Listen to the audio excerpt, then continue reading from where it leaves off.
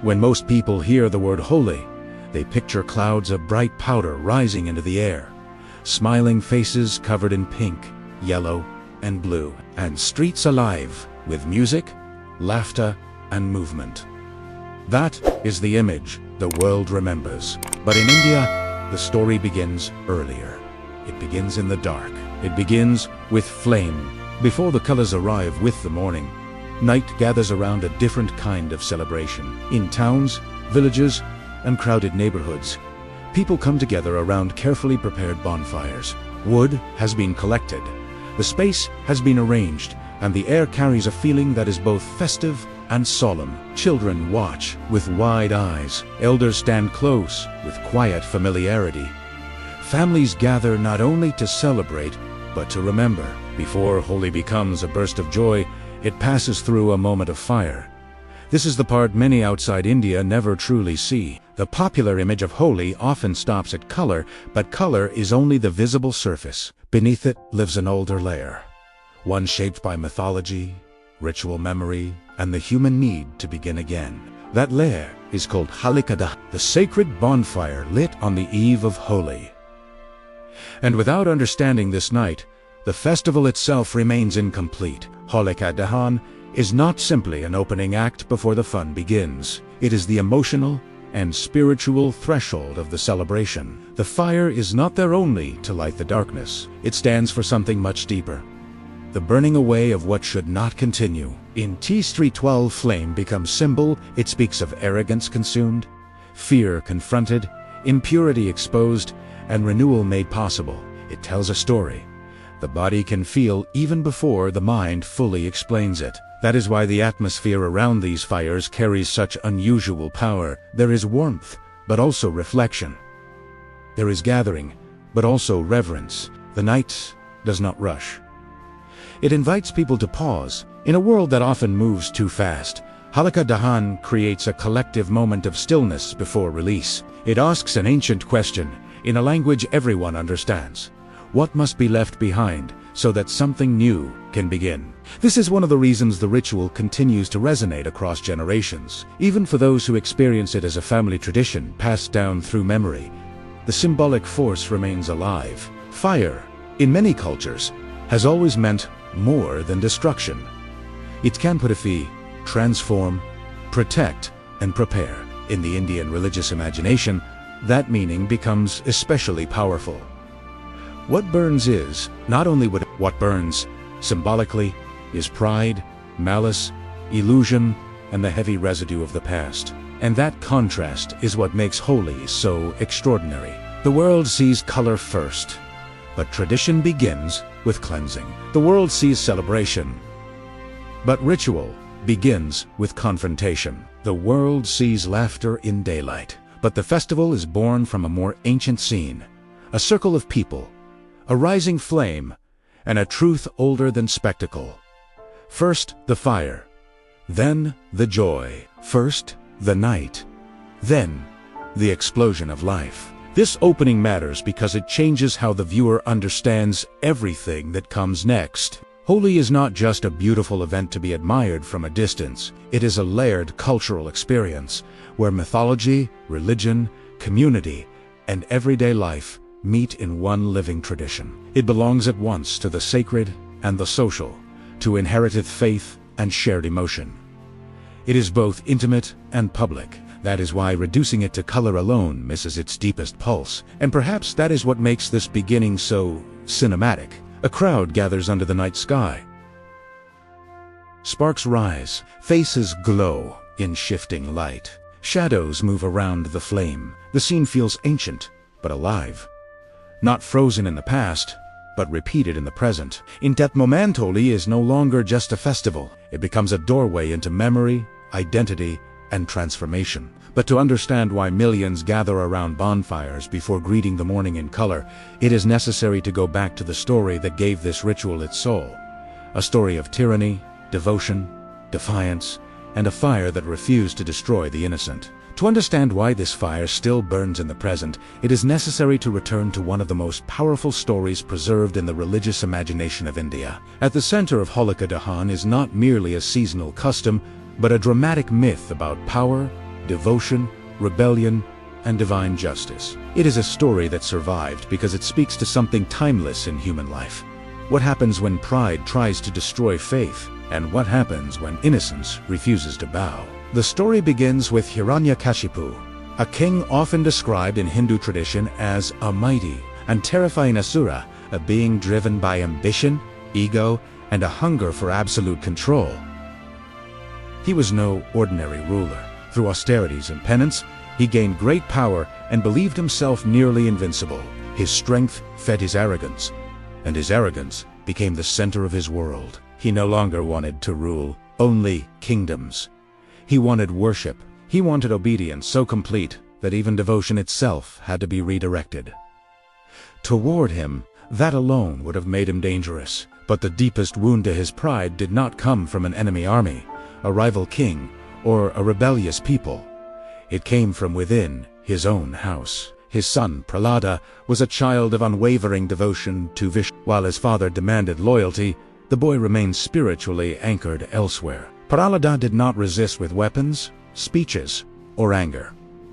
He resisted with faith, and that made his defiance even more unbearable to a ruler who could tolerate anything except limits to his own power. This contrast is one of the reasons the myth endures with such force. On one side stands a king swollen by control, convinced that authority should bend reality itself. On the other stands a child, small in stature but immovable in belief. The story does not present Prahlada as physically strong. It presents him as spiritually unshaken. In narrative terms, that reversal is powerful. The weak one is not truly weak. The powerful one is already collapsing from the inside. As Hiranyakashipu's rage grew, so did his attempts to break the boy. Traditional tellings describe repeated efforts to punish, intimidate, and destroy Prahlada, but nothing succeeded. His devotion remained intact. This turns the myth into more than a family conflict. It becomes a cosmic struggle between force and truth, between domination and surrender to the divine. The more the king tries to erase Prahlada's faith, the more that faith appears indestructible. Then the story reaches the figure whose name lives on in the ritual fire. Holika. She was Hiranyakashipu's sister, and in most traditional versions, she possessed a special protection against flames. Confident in that power, she agreed to help destroy. The plan was simple and cruel. She would enter the fire carrying the child, expecting that the flames would consume him while she remained unharmed. It was not only an execution attempt, it was an act built on the assumption that privilege, power, and false security could override moral order. But the fire does not behave as tyranny expects. In the turning point of the myth, Holika's protection fails. Prahlada survives through divine grace, while Holika is consumed by the very flames she trusted would spare her. This reversal is the heartbeat of Holika Dahan. Evil enters the fire, expecting victory, and is destroyed by its own corruption. Innocence enters vulnerable and emerges protected. The image is unforgettable because it operates on so many levels at once. It is miracle warning, memory, and moral structure, all in one. That is why Holika Dahan is not simply about burning an effigy or lighting a communal bonfire. It is the reenactment of a moral truth. The fire recalls the downfall of arrogance and the survival of devotion. It teaches that power without humility becomes self-destructive, and that faith, even when it appears fragile, can outlast violence. In this sense, the ritual preserves more than a legend. It preserves a worldview. There is also something deeply human in the way this myth continues to speak across centuries. Most people, in one way or another, recognize the emotional pattern inside it.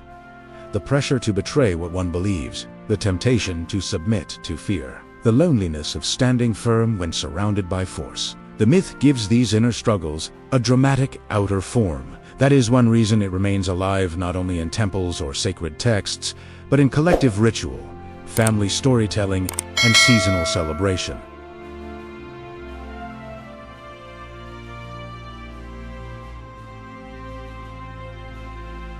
Because once Holika is defeated, the flames are no longer only remembered as punishment.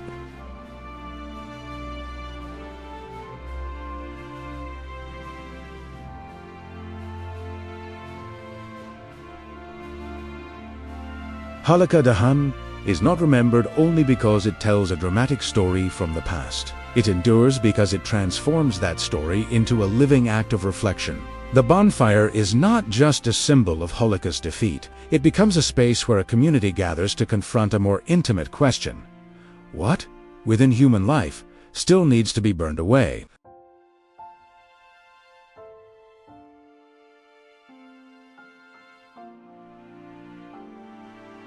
In lived tradition, those same forces are recognized in more personal forms.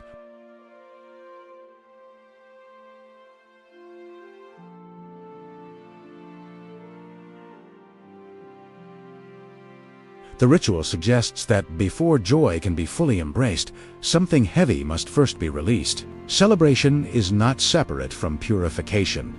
It is born from it. This idea gives Holika Dahan a remarkable emotional depth. It is not only about watching a fire.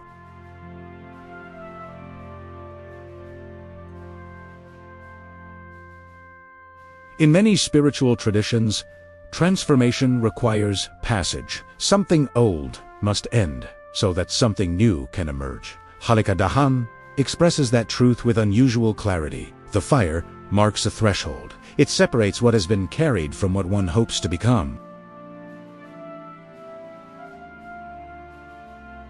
Human beings still struggle with the same inner shadows that ancient stories gave names to. Ego still distorts judgment. Anger still wounds relationships. Fear still controls decisions. Illusion still disguises itself as strength. Holika Dahan survives because it does not speak only to one era or one community.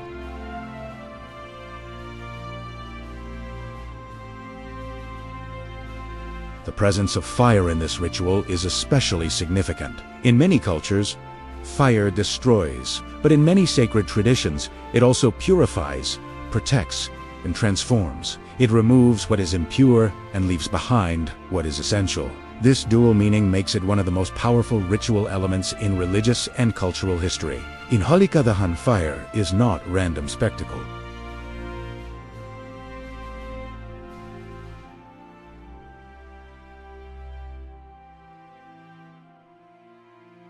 This is why the night before, Holi carries such a different emotional texture from the day of colors that follows. The colors celebrate release, connection, renewal, and vitality. But the fire prepares the soul for that joy.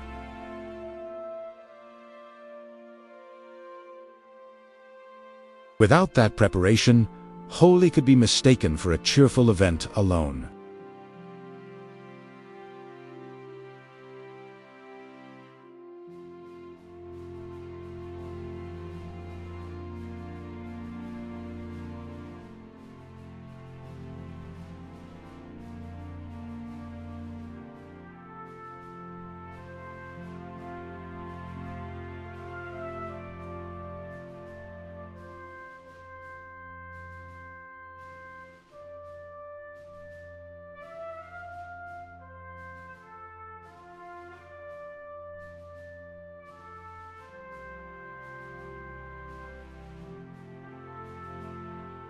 It asks for honesty about the things that quietly rule the heart. Shantiswai, the ritual becomes almost universal in its appeal. Even someone far removed from Indian religious life can understand the emotional truth within it. Every person knows what it means to carry emotional residue from one season into another. Every person knows the desire to begin again, lighter and clearer than before. Holika Dahan gives this universal longing a communal shape. It says that renewal is not only private, it can be shared, witnessed, and made sacred in the presence of others. That shared dimension matters. A fire seen alone is one thing. A fire surrounded by a community is another.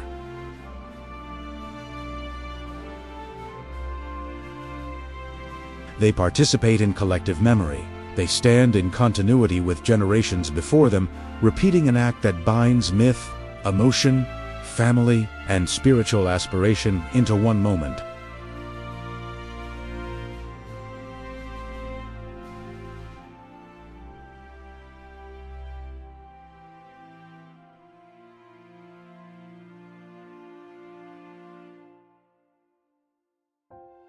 It enters daily life through real preparations, real histories, and real acts performed by ordinary people in homes, streets, and neighborhoods.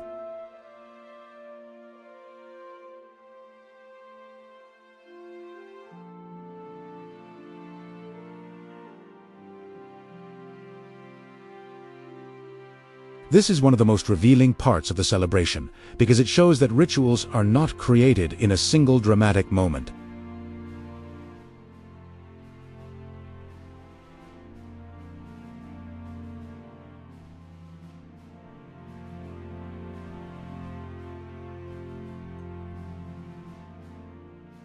In many places, the preparation starts with the gathering of wood and combustible materials for the bonfire.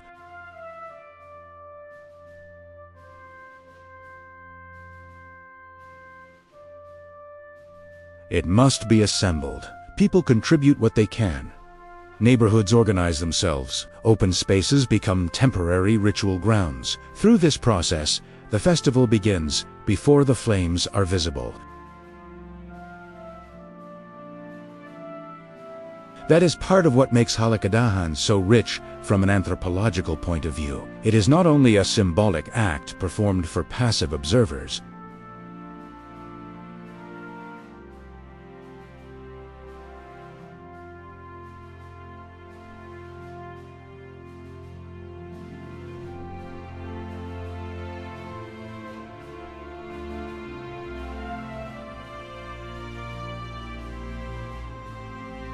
Around this preparation, another atmosphere also begins to form.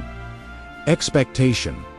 Children notice the changing rhythm of the neighborhood. Adults speak about the coming ceremony. Families prepare to attend together. In many communities, the sight of the assembled bonfire becomes a signal that a threshold is near.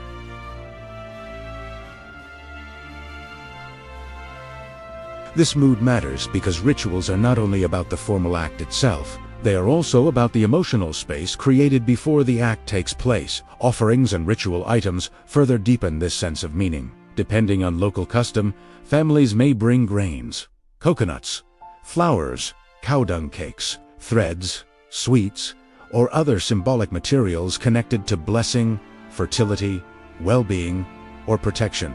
These gestures remind us that Holika Dahan is not a spectacle detached from daily life. It is woven into ordinary concerns: health, prosperity, family continuity, good harvests, inner cleansing, and the desire for auspicious beginnings.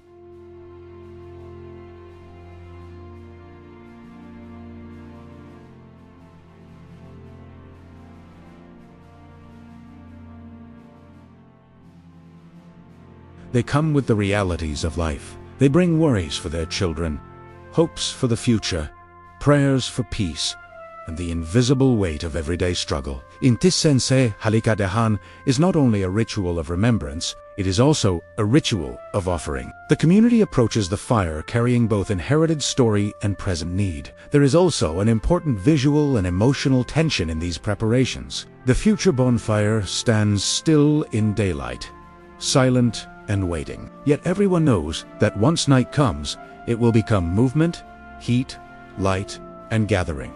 That contrast gives the ritual a cinematic quality even before it begins. The stillness of the prepared wood contains the promise of transformation. The ordinary materials of the street are about to become the language of the sacred. This movement from everyday object to ritual symbol is part of what gives traditional festivals their lasting power. From the perspective of cultural memory, these preparations do something else as well.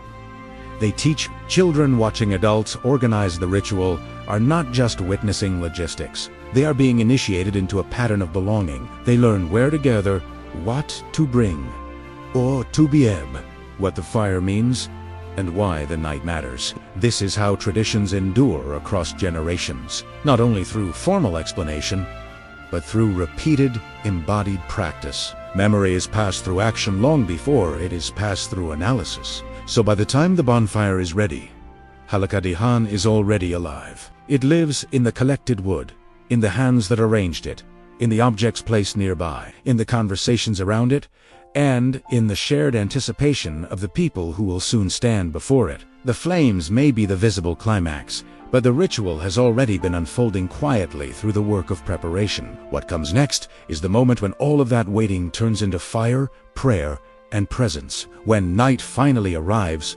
preparation gives way to presence. The gathered wood is no longer just a structure waiting in silence. It becomes the center of attention, memory, and ritual action. Families, neighbors, and entire communities begin to gather around it, bringing with them not only expectation, but a shared understanding that this is the moment when story becomes ceremony. The air changes. What was anticipation during the day becomes intensity at night. As the fire is lit, the scene shifts almost instantly. Flames rise, shadows move, and faces glow in the orange light. The darkness around the bonfire makes everything feel more concentrated. People do not stand there merely to watch something burn.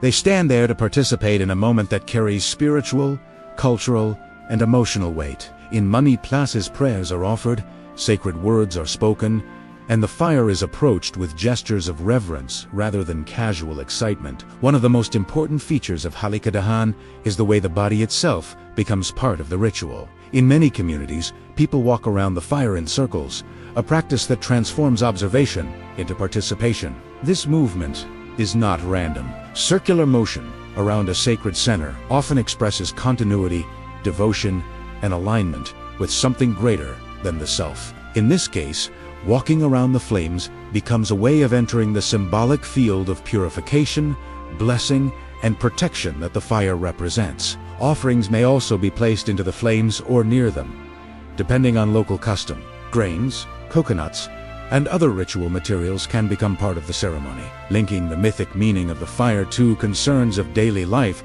such as prosperity, health, fertility, and the well-being of the household. This is where Holika Dahan shows one of its deepest strengths as a living tradition. It does not separate the sacred from the ordinary. It allows cosmic memory and practical hope to meet in the same circle of light. In many places, the ritual also carries a protective meaning. Families may pray for the removal of misfortune, for the health of children, for peace in the home, or for a year marked by greater harmony. The fire becomes a visible boundary between danger and safety, between what threatens life and what preserves it. In this way, the ritual does not only remember Prahlada's survival, it extends that memory into the present, asking that divine protection continue to operate in the fragile world of human life. The emotional texture of the night is especially striking. Holika Dahan is not silent, but neither is it chaotic in the way outsiders might imagine a public festival to be. It often carries a layered atmosphere, part reverence, part gathering, part inherited rhythm. People speak, pray, observe, move, and remember. Children may experience wonder. Adults may experience reflection. Elders may experience recognition, seeing in the flames a ceremony they have known since childhood. The same fire holds different meanings for different stages of life. This is why the ceremony can feel at once intimate and collective. A person stands in a crowd, yet still encounters private thoughts. The flames are public, but what they represent can be deeply personal. One person may see the victory of devotion over ego. Another may feel the hope of leaving behind grief, conflict, or fear. Another may simply feel connected to family memory and cultural continuity. Holika Dahan allows all of these readings to exist together without conflict. That flexibility is part of what gives it such enduring force. Visually, it is also one of the most powerful scenes in the entire cycle of Holi. Before the world fills with color, it is fire that dominates the imagination. Sparks rise into the sky. Smoke carries the scent of burning offerings. People circle the flames with focused attention. The brightness of the bonfire pushes back the night, and for a moment, the entire community seems organized around one elemental truth: that renewal requires passage, and passage often begins in heat, light, and surrender. Yet the night of Holika Dahan is not the end of the celebration. It is the threshold. The fire does not close the story. It opens Italiano. Once the symbolic burden of the night has been offered to the flames, the festival is ready to move into its next form. And that next form is the one the world knows best: the eruption of color, laughter, and release that arrives with the morning. What makes this celebration so extraordinary is that the fire of the night does not stand alone. It leads directly into the explosion of color that follows at dawn. This transition is one of the most meaningful aspects of the entire festival, because it reveals that Holi is not made of disconnected moments. It is a sequence with emotional and spiritual logic. First comes the burning away of darkness. Then comes the public expression of joy, renewal, and life. This movement from Holika Dahan to Holi gives the celebration a rare kind of depth.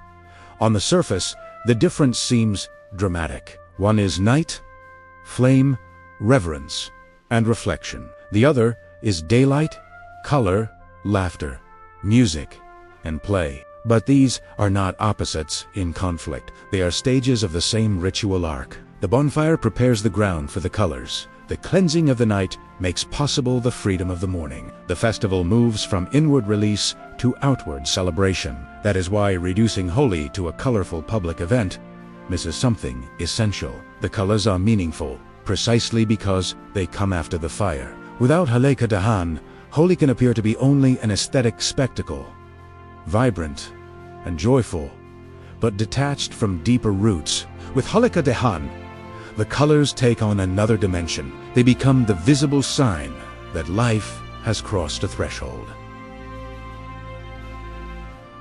This sequence also reveals a profound understanding of human emotion. Joy rarely feels complete when it appears without preparation. It becomes more powerful when it follows release, tension, or purification.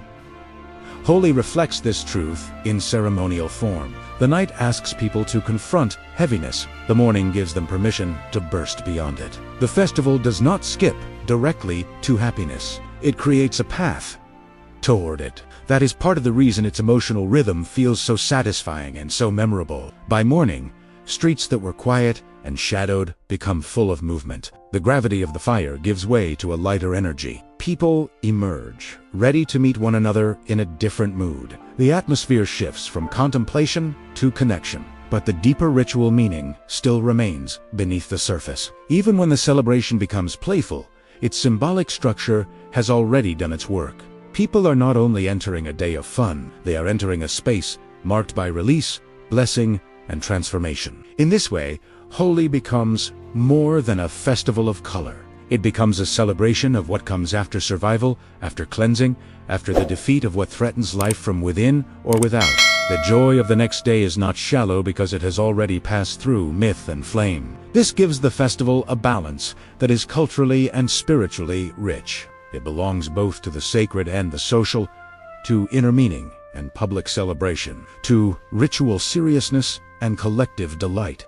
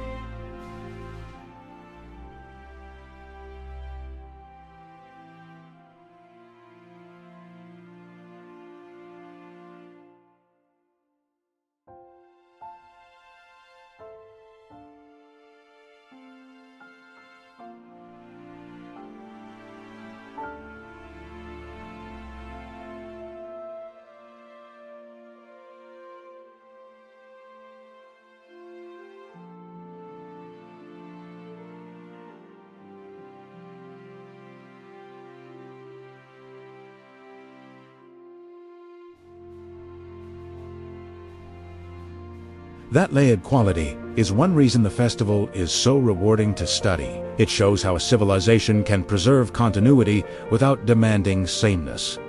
The myth remains. The ritual sequence remains. The movement from fire to color remains. Yet each community gives those elements its own tone and form. Some place greater weight on remembrance, others on play, others on devotion, others on social gathering. Meaning is not lost in this process. It becomes textured. There is also something deeply human in the way local identity shapes the celebration. Festivals are not only inherited from religious or historical sources, they are also lived through streets, homes, dialects, foods, songs, and neighborhood bonds. Holi changes from one place to another because people themselves are not culturally identical. Each community receives tradition and then expresses it through its own habits of joy, reverence, and belonging. Intatsense Regional Holi is also a map of cultural intimacy.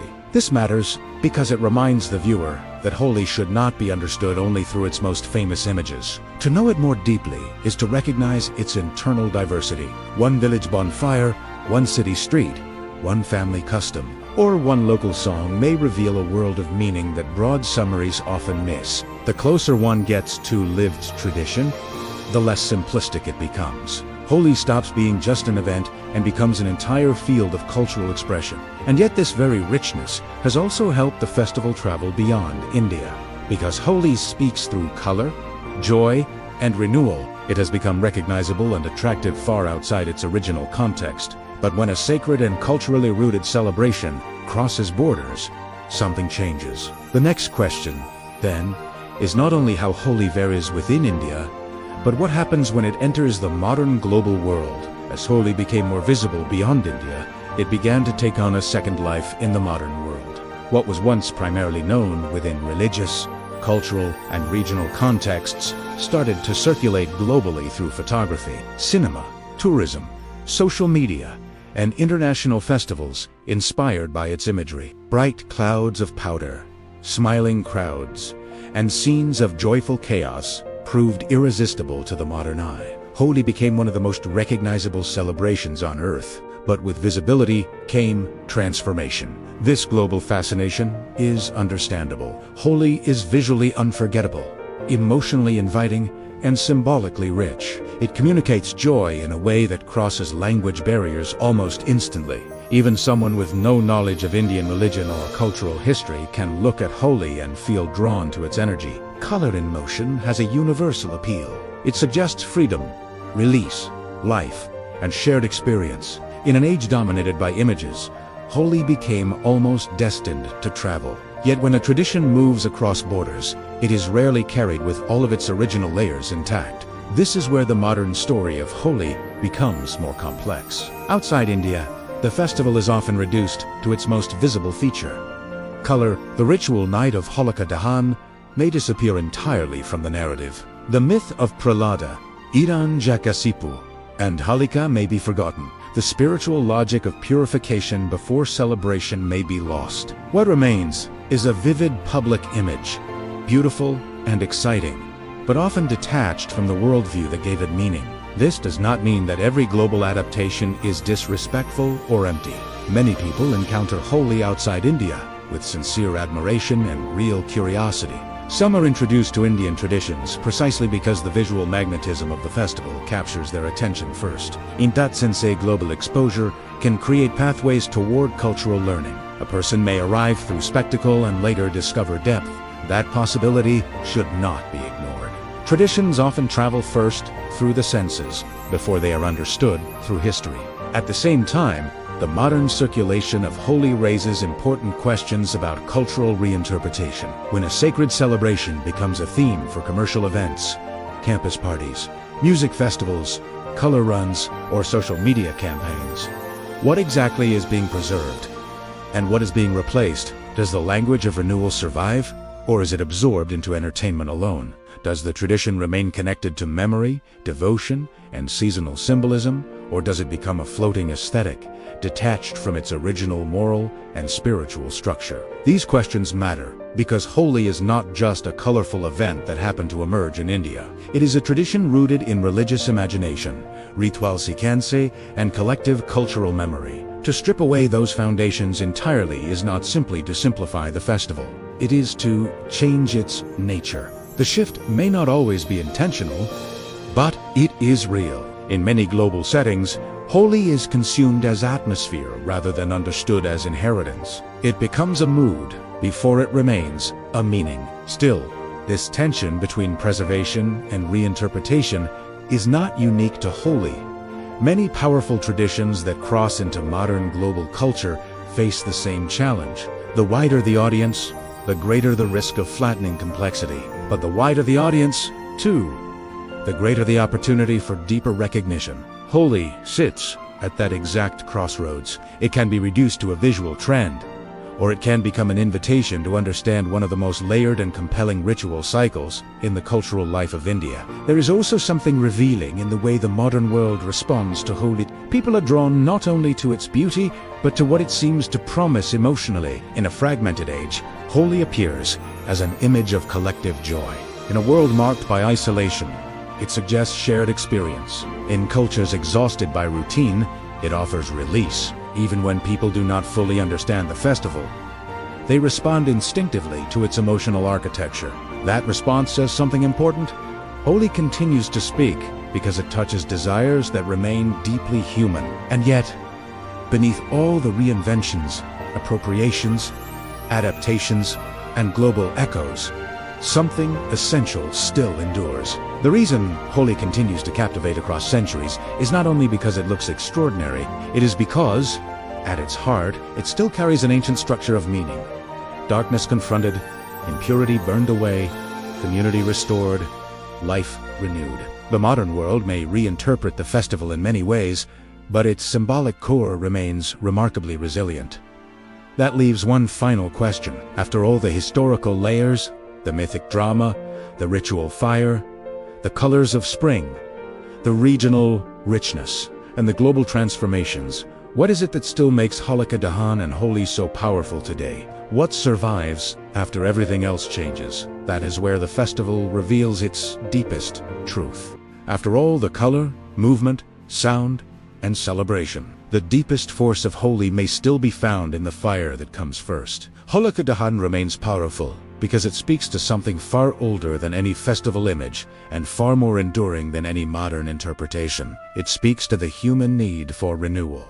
Not superficial change, not temporary excitement, but the kind of renewal that begins when something false, heavy, or harmful is finally faced and left behind. This is why the ritual continues to resonate across time. The myth at its center is ancient, but its emotional truth is permanent. Arrogance still destroys. Fear still rules people from within. Power still tries to make itself absolute. Innocence still appears vulnerable. Faith, conviction, and moral courage still seem fragile in the face of force. Yet the story of Holika Dahan insists that what appears strongest is not always what endures. Sometimes what survives is precisely what the world expects to be consumed. That reversal gives the festival its lasting moral force. Fire, in this tradition, does not only destroy, it reveals. It exposes the false center. It burns away illusion. It becomes the place where arrogance meets its limit and where what is sincere is carried through. This is one reason the ritual does not belong only to the past. Every generation can recognize its own struggles within it. Every era produces new forms of pride, fear, domination, and inner conflict. Holika Dahan remains alive because its symbolism can still speak to those conditions. There is also a universal philosophical insight embedded in the sequence from fire to color. Real celebration becomes meaningful only after confrontation. Joy becomes deeper when it follows purification. A new season becomes real when the old one has been released. Holi preserves that order with unusual beauty. It does not rush toward brightness without first passing through darkness. It does not offer color without first acknowledging what had to burn. This gives the entire festival an integrity that many modern celebrations lack. That integrity is part of why the ritual can feel so moving even to those encountering it from outside Indian culture. One does not need to share every theological layer to understand the emotional grammar of the festival. Almost everyone knows what it means to carry something that should no longer be carried. Almost everyone has experienced the longing to begin again. Holika Dahan gives that longing shape. It makes renewal visible.